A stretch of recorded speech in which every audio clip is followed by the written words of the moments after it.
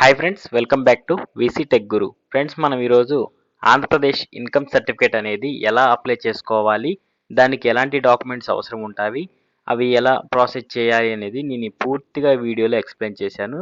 మీరు వీడియోని ఎక్కడా స్కిప్ చేయకుండా ఎండ్ వరకు చూడండి. ఓకే ఫ్రెండ్స్, వీడియోలోకి వెళ్దాం. అంతకంటే ముందు మన ఛానల్లో లేటెస్ట్ టెక్నాలజీ అప్డేట్స్ అనేటివి రాబోతున్నాయి ఫ్రెండ్స్. సో టెక్నాలజీ అప్డేట్స్ అందరికంటే ముందుగా మీరు పొందాలంటే మన ఛానల్ని సబ్స్క్రైబ్ చేసుకొని పక్కనున్న బెల్ ఐకాన్ని యాక్టివేట్ చేసుకోండి. అలాగే ఈ వీడియో కానీ మీకు నచ్చినట్టయితే తప్పకుండా లైక్ చేసి షేర్ చేయండి. ఓకే ఫ్రెండ్స్, మనం వచ్చేసి ముందుగా మీ యొక్క క్రోమ్ బ్రౌజర్ అనేది ఓపెన్ చేసుకోండి. మీరు మొబైల్లో యూజ్ చేసినా పర్లేదు, సిస్టంలో యూజ్ చేసుకున్నా పర్లేదు. మీకు క్లియర్గా అర్థం కావాలనేసి నేను సిస్టంలో చూపిస్తున్నాను. మీరు సెర్చ్ బార్లోకి వెళ్ళి ఆన్లైన్ మీ సేవ అనేసి టైప్ చేసుకోండి. ఇలా టైప్ చేసినట్టయితే మనకి నెక్స్ట్ పేజ్లో ఫస్ట్ ఆప్షన్ మీ సేవ లాగిన్ ఫామ్ అనేసి రావడం జరుగుతుంది. దీని మీద క్లిక్ చేసుకోండి ఫ్రెండ్స్. ఇలా క్లిక్ చేసినట్టయితే మనకి డైరెక్ట్గా సిటిజన్ సర్వీస్ ఆన్లైన్ పోర్టల్ అనేసి మీ సేవకు సంబంధించిన యూజర్ ఐడి లాగిన్ పాస్వర్డ్ అనేది ఎంటర్ చేయమనేసి మిమ్మల్ని అడుగుతుంది.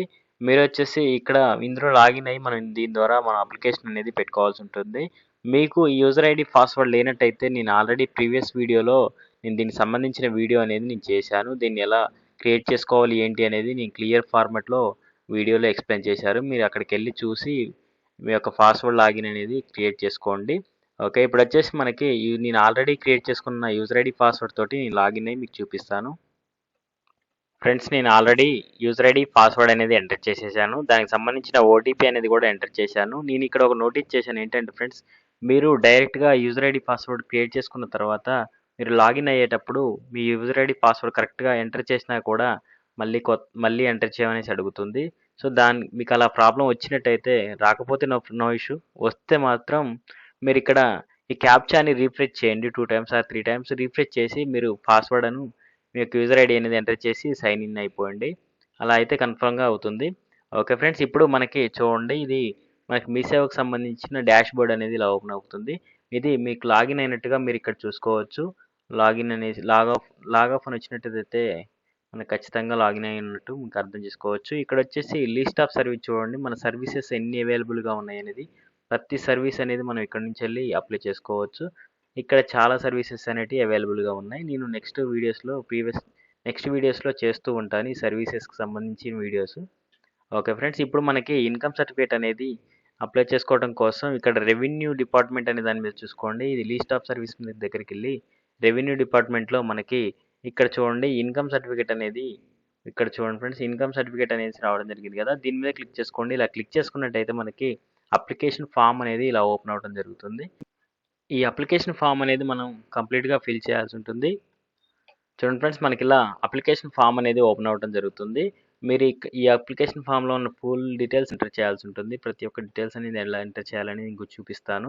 ఇక్కడ వచ్చేసి చూడండి, ఫస్ట్ అప్లికెంట్ డీటెయిల్స్ అనేసి అడుగుతుంది. అప్లయింగ్ ఫర్ అనేసి అప్లికెంట్ ఇన్కమా లేకపోతే పేరెంట్ ఇన్కమ్ అనేసి అడుగుతుంది. మీరు ఒకవేళ మీ సొంతంగా ఓన్గా ఏదైనా జాబ్ చేస్తున్నా, లేదంటే మీరు బిజినెస్ ఏదైనా చేస్తున్నా, మీ ఓన్ మనీ తోటి మీరు ఈ అప్లికేషన్ అనేది అప్లై చేస్తున్నట్టయితే అప్లికెంట్ ఇన్కమ్ అనే దాని మీద సెలెక్ట్ చేసుకోవాల్సి ఉంటుంది. మీరు ఒకవేళ పేరెంట్ అంటే మీ తల్లిదండ్రుల ఇన్కమ్ తోటి మీరు స్టూడెంట్ అయినట్టయితే మీరు పేరెంట్ అనే ఇన్కమ్ మీద యూజ్ చేయాల్సి ఉంటుంది. ఇది క్లిక్ చేసుకోవాల్సి ఉంటుంది. ఓకే ఫ్రెండ్స్, ఇప్పుడు మీకు అర్థమైంది కదా.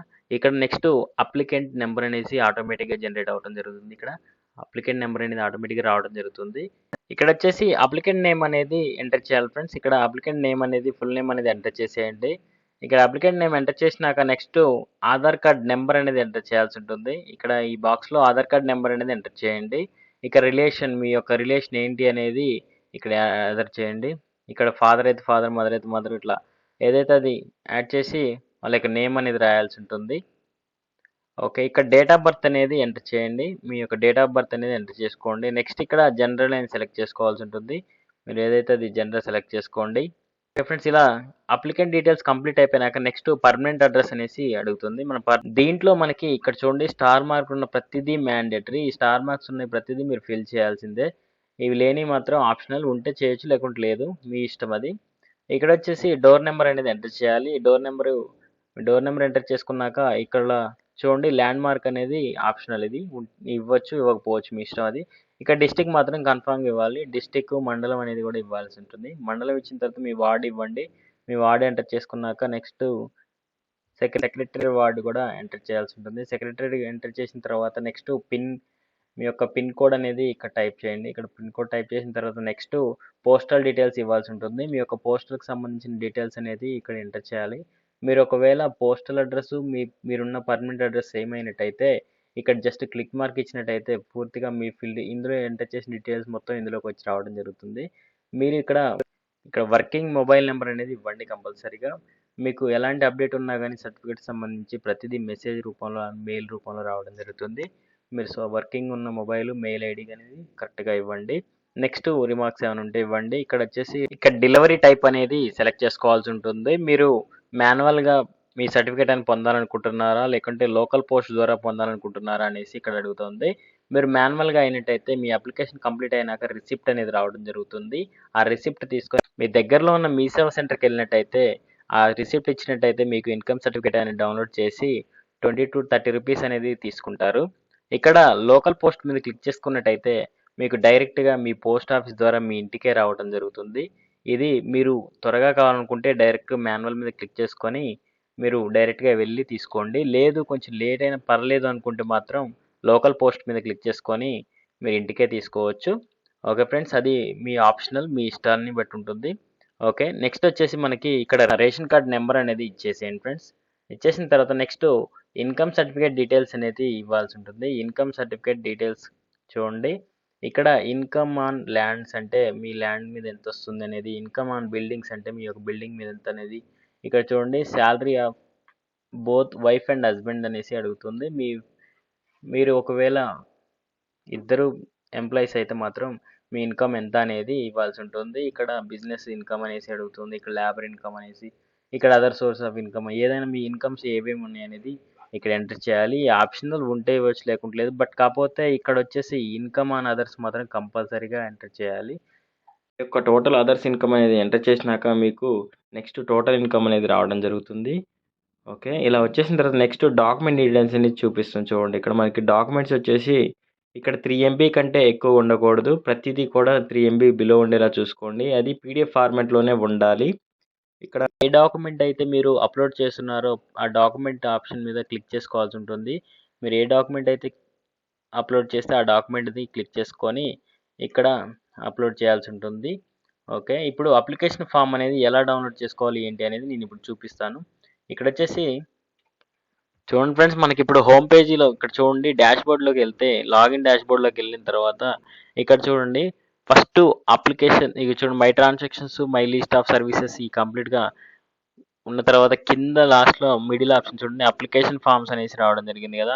మన అప్లికేషన్ ఫామ్స్ మీద ఇలా క్లిక్ చేసుకున్నట్టయితే మనకి సంబంధించిన ప్రతి ఒక్క అప్లికేషన్ ఫామ్ అనేది ఇక్కడ దొరుకుతుంది. మీరు ఈ అప్లికేషన్ ఫామ్స్ని ప్రింట్ తీసుకొని ఫిల్ చేయాల్సి ఉంటుంది. ఇలా మనకు సంబంధించిన ప్రతి ఒక్క అప్లికేషన్ ఫామ్ అనేది ఇక్కడ దొరుకుతుంది. మీరు ఏదైతే అప్లికేషన్ ఫామ్ మీ సేవలో ఎలాంటి అప్లికేషన్ పెట్టుకోవాలన్నా ఇక్కడ అప్లికేషన్ ఫామ్స్ అనే ప్రతిదీ ఉంటాయి. ఇక్కడ వచ్చేసి మీకు ఇక్కడ ఒకవేళ మీరు వెతికేటి దొరకనట్టయితే ఇక్కడ చూడండి, క్లిక్ హియర్ అనేసి ఇక్కడ క్లిక్ చేసుకోండి. ఇక్కడ లేదంటే click to for other services మీద క్లిక్ చేసినా వస్తుంది. ఇక్కడ నేను ఫస్ట్ క్లిక్ హియర్ మీద క్లిక్ చేస్తున్నాను. ఇక్కడ చూడండి సపరేట్ డివైడ్ అయ్యి మనకి చూపిస్తుంది. ఆధార్ కార్డుకి సంబంధించిన అప్లికేషన్ ఫామ్స్ అనేటివి ఇలా దొరుకుతాయి. ఇక్కడ వచ్చేసి సివిల్కి సంబంధించింది, ఇక్కడ చూడండి ఎడ్యుకేషనల్కి సంబంధించింది, ఎలక్షన్కి సంబంధించింది, ఎన్రోల్మెంట్కి సంబంధించింది, ఇట్లా మనకి ఏదైతుంది ప్రతి ఒక్కటి సపరేట్గా దొరుకుతుంది. మనకి రెవెన్యూ డిపార్ట్మెంట్కి సంబంధించింది కాబట్టి ఇన్కమ్ సర్టిఫికేట్ అనేది రెవెన్యూ మీద క్లిక్ చేసినట్టయితే మనకి దీంట్లో రెవెన్యూకి సంబంధించిన ప్రతి ఒక్క అప్లికేషన్ ఫామ్ అనేది ఇక్కడ క్లియర్గా రావడం జరిగింది. మీరు ఇక్కడ ఏ అప్లికేషన్ ఫామ్ కావాలనుకుంటున్నారో ఆ అప్లికేషన్ ఫామ్ మీద క్లిక్ చేసినట్టయితే మనం డైరెక్ట్గా డౌన్లోడ్ అవుతుంది. ఇక్కడ చూడండి ఇన్కమ్ సర్టిఫికేట్ జనరల్ ఫామ్ అనేసి రావడం జరిగింది. మనం ఇప్పుడు వచ్చేసి డైరెక్ట్గా అప్లికెంటే అప్లై చేస్తున్నారు కాబట్టి చేస్తున్నారు వాళ్ళైతే జనరల్ ఫామ్ అనే దాన్ని క్లిక్ చేసుకోవాలి. ఒకవేళ స్టూడెంట్ ఫీజు రిమెంబర్మెంట్ అయితే మాత్రం ఇక్కడ పైన ఉన్న అప్లికేషన్ ఫామ్ అనేది డౌన్లోడ్ చేసుకోవాల్సి ఉంటుంది. మనం అప్లికెంట్ అనే ఆప్షన్ క్లిక్ చేసుకొని చేస్తున్నాం కాబట్టి మనం ఇక్కడ కింద ఉన్నది చూడండి ఇన్కమ్ సర్టిఫికేట్ జనరల్ ఫామ్ అనే దాని మీద క్లిక్ చేసుకోవాలి. ఇలా క్లిక్ చేసుకున్నట్టయితే మనకి ఫామ్ అనేది డైరెక్ట్గా రావడం జరుగుతుంది, డౌన్లోడ్ అయిపోతుంది. ఈ డౌన్లోడ్ అయిన దాన్ని మనం ప్రింట్అవుట్ తీసుకొని రాసి దీంట్లో అప్లోడ్ చేసి దాన్ని PDF ఫార్మాట్లో కన్వర్ట్ చేసుకొని దాంట్లోకి అప్లోడ్ చేయాల్సి ఉంటుంది. మీరు ఇలా ప్రతిదీ ఇందులో డీటెయిల్స్ అన్ని ఫిల్ చేసేయండి. ఇలా ఫిల్ చేసుకొని నెక్స్ట్ ఈ అప్లికేషన్ డాక్యుమెంట్ అనేది ఇందులో పీడిఎఫ్‌లోకి కన్వర్ట్ చేసుకొని దీంట్లోకి అప్‌లోడ్ చేయాల్సి ఉంటుంది. ఇక్కడ అప్‌లోడ్ చేయడానికి వచ్చేసి మనకి చూస్ ఫోల్డర్ అనేసి ఉంది కదా ఫ్రెండ్స్. చూస్ ఫైల్ మీద క్లిక్ చేసుకున్నట్టయితే మనకి డైరెక్ట్‌గా ఇక్కడ ఫైల్ అనేసి అడుగుతుంది. మనం ఇలా క్లిక్ చేసుకొని మనం ఈ పీడిఎఫ్ అనేది ఇందులోకి అప్‌లోడ్ చేసుకోవాలి. ఇలా ఏదైతే డాక్యుమెంట్ అప్‌లోడ్ చేస్తున్నామో ఆ డాక్యుమెంట్‌ని సెలెక్ట్ చేసుకొని చేయాల్సి ఉంటుంది. ఇక్కడ చూడండి copy of IT returns play ships అనేసి అడుగుతుంది. ఇది ఆప్షనల్. ఉంటే ఇవ్వండి లేకుంటే వదిలేసేయండి. ఇక్కడ వచ్చేసి నెక్స్ట్ ఇక్కడ ఆధార్ కార్డ్, రేషన్ కార్డ్ అనేది కంపల్సరీగా ఇవ్వండి. ఆధార్ కార్డ్ గానీ, రేషన్ కార్డ్ గానీ, ఓటర్ ఐడీ కానీ. అంతా కంప్లీట్ అయిపోయినాక నెక్స్ట్ పేమెంట్ మీద క్లిక్ చేసుకోండి ఫ్రెండ్స్. ఇలా షో పేమెంట్ మీద క్లిక్ చేసినట్టయితే మనకి ఇక్కడ డీటెయిల్స్ అనేవి కంప్లీట్ అయ్యి చూడండి. ఇక్కడ మనం ఏవైతే డాక్యుమెంట్స్ అప్లోడ్ చేసామో ఇక్కడ చూపిస్తుంది. రేషన్ కార్డు, అప్లికేషన్ ఫామ్ అనేసి అప్లోడ్ చేసామనేసి చూపిస్తుంది. మన డీటెయిల్స్ అన్నీ ఇక్కడే ఏమైనా మిస్టేక్ ఉంటే ఇక్కడ నుంచి ఎడిట్ చేసుకోవాల్సి ఉంటుంది. ఇక్కడ ఎడిట్ చేసుకోండి ఫ్రెండ్స్. నెక్స్ట్ పేమెంట్ ఆప్షన్ అవుతుంది కాబట్టి ఇక్కడ చూడండి యూజర్ ఛార్జెస్ అనేది 12 రూపీస్ అనేది ఛార్జ్ చేయబడుతుంది. అమౌంట్ అనేది 12 రూపీస్ అనేసి రావడం జరిగింది. ఓకే. మీ డీటెయిల్స్ అన్నీ కన్ఫర్మ్ అయిపోయినాక మీ డీటెయిల్స్ అన్నీ క్లియర్‌గా ఉన్నాయనుకుంటే నెక్స్ట్ కన్ఫర్మ్ పేమెంట్ మీద పే చేసుకోండి ఫ్రెండ్స్. ఇలా పేమెంట్ క్లిక్ చేయగానే మనకి నెక్స్ట్ ఇక్కడ డైరెక్ట్ పేమెంట్ మెథడ్‌లోకి తీసుకెళ్తుంది. మనకి ఇక్కడ పే చేసుకోవచ్చు. ఇక్కడ నుంచెల్లి పే చేయాలి.